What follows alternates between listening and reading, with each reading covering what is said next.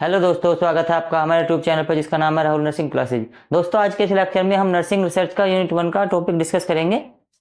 पहला टॉपिक होगा हमारा purpose and needs of nursing research and दूसरा टॉपिक होगा हमारा characteristics of a good research. ये दो टॉपिक आज हम डिस्कस करने वाले हैं बहुत ही इजी लैंग्वेज में और इजी तरीके से। ठीक है, तो इसके हम पहला टॉपिक देखते हैं क्या होता है। पहला पॉइंट क्या होगा हमारा, to improve quality of nursing care. ठीक है, क्या करेंगे, इम्प्रूव करेंगे जो नर्सिंग केयर की क्वालिटी होती है उसे। ठीक है, क्या करेंगे, इम्प्रूव नर्सिंग केयर की जो क्वालिटी होती है उसे इम्प्रूव करेंगे। ठीक है, दूसरा पॉइंट देखते हैं, to enhance the professional knowledge. ठीक है, to enhance the professional knowledge. ठीक है, क्या करेंगे, एनहेंस करेंगे जो प्रोफेशनल नॉलेज होती है हमारे नर्सिंग प्रोफेशन के रिगार्डिंग या फिर नर्सिंग प्रोफेशन से रिलेटेड जो नॉलेज होती है उसे एनहेंस करेंगे, मतलब उस नॉलेज को हम बढ़ाएंगे। ठीक है, क्या किस तरीके से बढ़ाएंगे, जब हम नर्सिंग रिसर्च में रिसर्च करेंगे किसी पर्टिकुलर टॉपिक के ऊपर। ठीक है, तीसरा पॉइंट देखते हैं, to provide foundation for EBP. ठीक है, to provide foundation for EBP. यहाँ पर ईबीपी क्या होता है,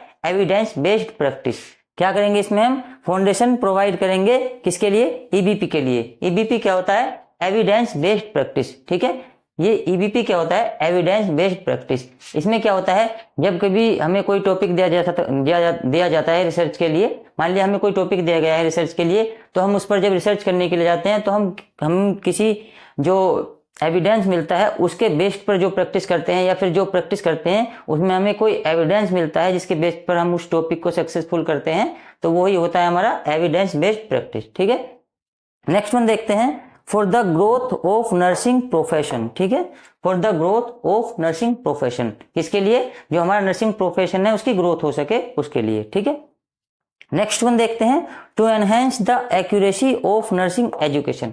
to enhance the accuracy of nursing education, इसलिए करेंगे एनहेंस करने के लिए एक्यूरेसी ऑफ नर्सिंग एजुकेशन। ठीक है, नर्सिंग एजुकेशन की जो एक्यूरेसी है उसको एनहेंस करने के लिए या फिर बढ़ाने के लिए। ठीक है, नेक्स्ट वन देखते हैं, to solve the patient care problem. ठीक है, सोल्व करने के लिए जो पेशेंट की प्रॉब्लम होती है या फिर पेशेंट केयर की जो प्रॉब्लम होती है उसको सोल्व करने के लिए हम क्या करेंगे,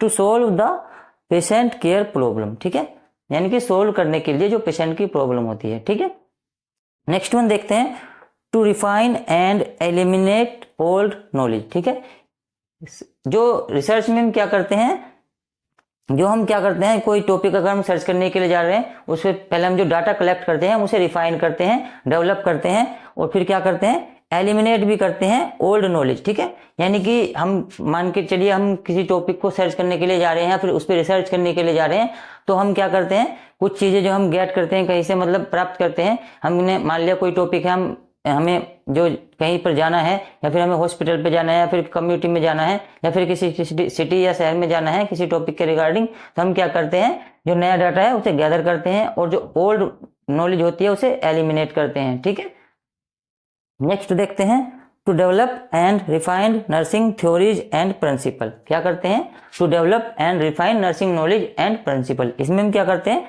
डेवलप करते हैं और रिफाइन करते हैं नर्सिंग थ्योरीज एंड प्रिंसिपल। ठीक है, नेक्स्ट वन देखते हैं, to solve the problem and answer the question. क्या करेंगे, solve the problem and answer the question.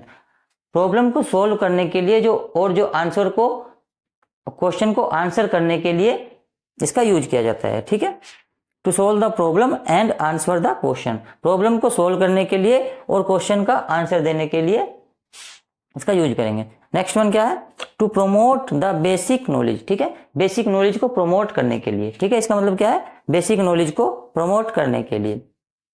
दोस्तों, ये सभी हम क्या पढ़ रहे हैं, इसके पर्पज एंड नीड्स पढ़ रहे हैं, जो नर्सिंग रिसर्च की क्या क्या नीड्स होती हैं। ठीक है, या फिर हम जब कभी किसी टॉपिक को उस पर किसी टॉपिक पे रिसर्च करने के लिए जाते हैं तो हमें किन किन चीज़ों की आवश्यकता पड़ती है या फिर क्या हमें टॉपिक के रिगार्डिंग हमारे पास जो डाटा होना चाहिए या फिर हम जो टॉपिक सर्च करने के लिए जा रहे हैं उसमें हम क्या क्या सर्च कर सकते हैं।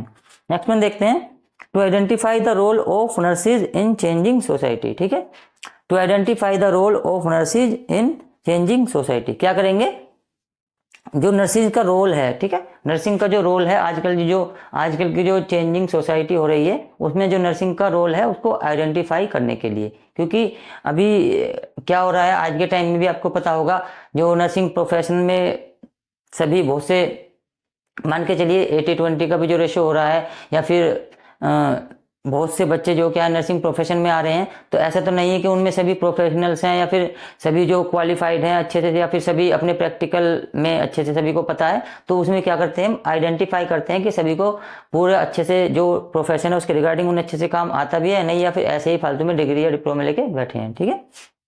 नेक्स्ट वन देखते हैं, to promote the new drugs and nursing care, ठीक है। क्या करेंगे हम, to promote the new drugs and nursing care. इसमें हम क्या करते हैं, कैसे प्रमोट करते हैं new drugs and nursing care को, क्योंकि हम मान लें किसी ड्रग के ऊपर रिसर्च करने के लिए जा रहे हैं, ठीक है।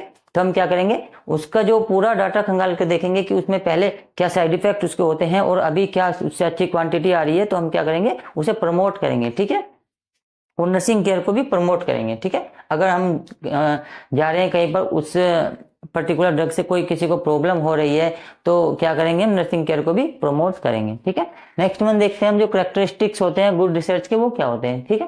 दोस्तों जो कैरेक्टरिस्टिक्स होते हैं नर्सिंग रिसर्च के, उसे बहुत ही अच्छे तरीके से हमने जो इजी ट्रिक से यहाँ पर डिफाइन किया हुआ है और समझाया गया है, ठीक है। तो पहला क्या होगा हमारा, a good research should be, ठीक है। ये जो क्या है, a good research should be, ठीक है, ये वर्ड हमें यहां से लेकर यहां तक सभी में लगाना है, ठीक है। A good research should be, good research should be यानी कि एक अच्छी रिसर्च क्या होनी चाहिए, ओरिजिनेट्स विद अ क्वेश्चन और प्रॉब्लम, ठीक है। एक गुड रिसर्च कैसे होनी चाहिए, ओरिजिनेट्स होनी चाहिए विद अ क्वेश्चन और प्रॉब्लम, ठीक है। एक अच्छी रिसर्च जो होती है एक क्वेश्चन के साथ या फिर एक प्रॉब्लम के साथ ओरिजिनेट्स होनी चाहिए, ठीक है। दूसरा क्या होगा हमारा, ये कैसी होनी चाहिए, ऑर्डरली एंड सिस्टमेटिकली प्रोसेस के थ्रू होनी चाहिए, ठीक है। कैसी होगी एक अच्छी रिसर्च, एक good research should be orderly and systematic process, ठीक है। कैसी होनी चाहिए, एक good research should be orderly and systematically process होनी चाहिए, ठीक है। या फिर हम इसे ऐसे भी लिख सकते हैं, a good research should be orderly and systematically, ठीक है, यहां तक भी लिखकर छोड़ सकते हैं। नेक्स्ट वन क्या होगा हमारा, A good research should be based on current professional issues, ठीक है। ऐसा नहीं है कि आप किसी पर्टिकुलर टॉपिक पर रिसर्च करने के लिए जा रहे हैं, जैसे कि अभी हमारा कोविड आया था, तो कोविड 19-20 में आया था, ठीक है। तो अब ऐसा नहीं है कि आप 1920 की जाकर रिसर्च करके चले जाएं, ठीक है। कोविड कब आया था, 19-20 में आया था, 2019-20 में, तो ऐसा नहीं है कि आप 1920 में जाकर उस टॉपिक पर रिसर्च करें, ठीक है। तो क्या होना चाहिए, जो करंट के जो प्रॉब्लम्स हैं, जो करंट के जो इश्यूज हैं, उन्हीं पर रिसर्च होनी चाहिए, ठीक है। करंट प्रोफेशनल इश्यूज, ठीक है, यही है हमारा इसका मतलब, ठीक है। नेक्स्ट में देखते हैं, जो फोर्थ वन होगा हमारा, फर्स्ट हैंड इंफॉर्मेशन, ठीक है। जो भी हम डाटा कलेक्ट करने जा रहे हैं रिसर्च के दौरान, वो क्या होना चाहिए, फर्स्ट हैंड इंफॉर्मेशन होनी चाहिए, ठीक है। फर्स्ट हैंड इंफॉर्मेशन का मतलब क्या है, वो हमें खुद से मतलब सर्च करनी होगी, ऐसा नहीं है किसी और की रिसर्च उठाई और हमने लाकर टैप दी, ठीक है। इसका मतलब यही था। अब इससे आगे हम जो ट्रिक लगाई है वो क्या होगी हमारी, फ्रेम क्लियर है, यानी कि करेक्ट नर्सिंग रिसर्च के जो करेक्टरिस्टिक्स हैं, नर्सिंग रिसर्च के जो गुड करेक्टरिस्टिक्स हैं, ठीक है, उनकी क्या है, फ्रेम क्लियर है। नर्सिंग रिसर्च के जो गुड करेक्टरिस्टिक्स हैं उनका फ्रेम क्लियर है। नर्सिंग रिसर्च के जो गुड करेक्टरिस्टिक्स हैं उनकी फ्रेम क्लियर है, ठीक है।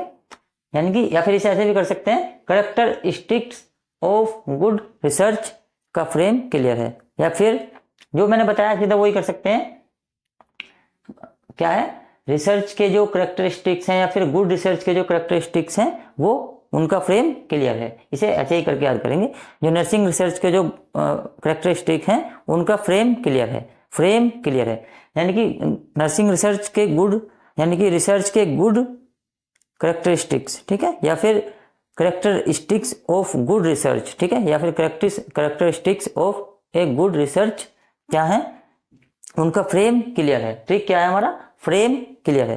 तो FRAMECLEAR, ठीक है, ये होगी हमारी ट्रिक। तो F से क्या होगा हमारा, फिजिबल, F से क्या होगा, फिजिबल, R से क्या होगा, रेलिवेंट, A से क्या होगा, एनालाइज्ड या फिर एनालिटिक, M से क्या होगा, मैथोडोलॉजिकल, E से क्या होगा, एम्पिरिकल, सी से क्या होगा क्रिटिकल या फिर क्लियरली डिफाइंड, एल से क्या होगा लॉजिकल, ई से क्या होगा एम्पिरिकल, ए से क्या होगा एडवांस्ड और आर से क्या होगा रेप्लिकेबल। ठीक है, आर से क्या होगा रेप्लिकेबल। ठीक है, तो दोस्तों हमने आपको जो ये ट्रिक बताई है ये आपको कैसी लगी जरूर बताना। एक बार फिर से देखते हैं। एफ से क्या होगा फिजिबल, आर से क्या होगा रेलिवेंट, ए से क्या होगा एनालाइज या एनालिटिक, एम से क्या होगा मेथोडोलॉजिकल, ई से क्या होगा एम्पिरिकल, सी से क्या होगा क्रिटिकल या फिर क्लियरली डिफाइंड, एल से क्या होगा लॉजिकल, ई से क्या होगा एम्पिरिकल, ए से क्या होगा एडवांस्ड या फिर एनालाइज्ड, आर से क्या होगा रेप्लिकेबल। ठीक है, ये जो एनालाइज्ड है अगर ये आपको नहीं याद रहता है तो इसे आप दोबारा से लिख सकते हैं, कोई प्रॉब्लम नहीं है। ठीक है, इस तरीके से आप 14 पॉइंट लिख सकते हैं। कैरेक्टरिस्टिक्स ऑफ ए फिजिबल का मतलब क्या है, एक अच्छी रिसर्च कैसी होनी चाहिए, एक अच्छी रिसर्च ऐसी होनी चाहिए कि जिसमें आपका ज़्यादा खर्चा ना हो और आपको उसके रिसोर्सेज जो हैं वो आसानी से मिल सकें। ठीक है, यही है एक अच्छी रिसर्च का एक पॉइंट। ठीक है, अब देखते हैं दूसरा रेलिवेंट। रेलिवेंट का मतलब क्या है, जो कि आपका कोई पर्टिकुलर टॉपिक है जिस पर आपको रिसर्च करने के लिए दी जाती है, तो आपके टॉपिक से ही रिलेटेड आपकी रिसर्च होनी चाहिए, वो ये हमारे यहाँ पर रिलेवेंट का मतलब। ठीक है, नेक्स्ट वन देखते हैं एनालाइड। ए फॉर एनालाइड। एनालाइड का मतलब क्या है, जिस पर्टिकुलर टॉपिक पर आप रिसर्च करने के लिए जा रहे हैं वो आपको अच्छे से एनालाइज होनी चाहिए या फिर आपको उसका अच्छे से एनालाइज करना चाहिए, उसके बाद ही आपको उस टॉपिक पर रिसर्च करनी चाहिए। ठीक है, नेक्स्ट वन देखते हैं एम। एम फॉर मेथड है मेथोडोलॉजिकल। मेथोडोलॉजिकल मतलब मेथोडोलॉजिकल का मतलब क्या होगा, आपकी जो रिसर्च है फ्री फ्रॉम बियास होनी चाहिए। ठीक है, यानी कि आप जो रिसर्च करने के लिए जा रहे हैं उसमें कोई पक्षपात नहीं होना चाहिए, कोई बियास नहीं होना चाहिए। ठीक है, बायस। ठीक है, आगे देखते हैं ई। ई फॉर क्या है एम्पिरिकल। एम्पिरिकल का मतलब क्या है, आपकी जो रिसर्च है बेस्ड ऑन एक्सपेरिमेंटल और बेस्ड ऑन प्रैक्टिकल होनी चाहिए और नॉट ऑन आइडियाज। ठीक है, यानी कि आइडियाज पर नहीं होनी चाहिए आपकी रिसर्च। आपकी रिसर्च किस चीज पर होनी चाहिए, based on experiment and based on practicals. ठीक है, आपकी जो रिसर्च होनी चाहिए वो एक्सपेरिमेंट्स पर और प्रैक्टिकल पर होनी चाहिए। ठीक है, नहीं कि मतलब आप जो आइडियाज पर उसे रिसर्च कर सकते हैं। ठीक है, आपकी रिसर्च किस चीज पर होनी चाहिए, प्रैक्टिकल नॉलेज पर या फिर एक्सपेरिमेंटल नॉलेज पर। ठीक है, ना कि आइडियाज पर। ठीक है, ये किसका मतलब है हमारा एम्पिरिकल का। अब देख लेते हैं क्रिटिकल का मतलब क्या होता है। सी फॉर क्रिटिकल। ठीक है, आपकी जो रिसर्च है वो कैसी होनी चाहिए, क्रिटिकल होनी चाहिए। ठीक है, आप अपनी रिसर्च के प्रति क्रिटिकल होने चाहिए और आप जब उसको सर्च करने जाएं तो वहां पर देखें कि क्या क्रिटिकल कंडीशन है आप जिससे उसे रिसर्च कर सकते हैं। ठीक है, मतलब क्या है, आपकी जो रिसर्च होनी चाहिए वो किस चीज पर बेस्ड होनी चाहिए, based on valid principle and procedures. ठीक है, नेक्स्ट वन क्या है एम्पिरिकल। मतलब होता है आपकी जो रिसर्च होनी चाहिए वो based on experiments and practical होनी चाहिए, ना कि आइडियाज पर। ठीक है, यही होता है एम्पिरिकल का मतलब। एडवांस या फिर एनालाइज। ठीक है, एडवांस में आप लिख सकते हैं आपकी जो रिसर्च होनी चाहिए वो एडवांस होनी चाहिए, जो लेटेस्ट होनी चाहिए। और ठीक है, एंड एनालाइज में भी आप लिख सकते हैं आप जो रिसर्च का टॉपिक है या फिर आप जो रिसर्च करने चाह रहे हैं वो एडवांस या फिर एनालाइज होनी चाहिए। ठीक है, यानी कि उसको आपको एनालाइज करना चाहिए या फिर आप एनालाइज करें तभी आप उस रिसर्च के टॉपिक को डिस्कस करें। R for replicable. ठीक है, रेप्लिकेबल का मतलब क्या होगा, यहाँ पर आपकी जो रिसर्च है वो ऐसी होनी चाहिए कि आप उसे फ्यूचर में कोई रिपीट भी कर सके। ठीक है, या फिर रिपीटेबल होनी चाहिए। ठीक है, तो दोस्तों हमने यहाँ पर इस लेक्चर में क्या क्या डिस्कस किया है, हमने जो purpose and needs of nursing research discuss किए हैं और क्या डिस्कस किया है characteristics of a good research. ठीक है दोस्तों, हमने यहाँ पर जो ट्रिक्स भी लेकर आए हैं हम, एक जो क्या होगी हमारी फ्रेम क्लियर है। ठीक है, यानी कि नर्सिंग रिसर्च की जो कैरेक्टरिस्टिक्स ऑफ गुड रिसर्च होते हैं, characteristics of a good research की फ्रेम क्लियर है। कैरेक्टरिस्टिक्स ऑफ गुड रिसर्च का फ्रेम क्लियर है। कैरेक्टरिस्टिक्स ऑफ गुड रिसर्च का फ्रेम क्लियर है। इस तरीके से आप इस ट्रिक को याद रख सकते हैं। FRAMECLEAR।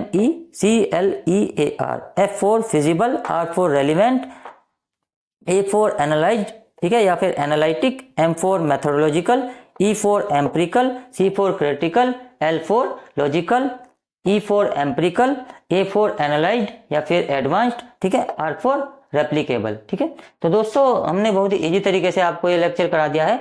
आप इस लेक्चर को 2 बार देखेंगे या 3 बार देखेंगे तो इजीली आपको ये सभी चीजें आसानी से समझ में आ जाएंगी।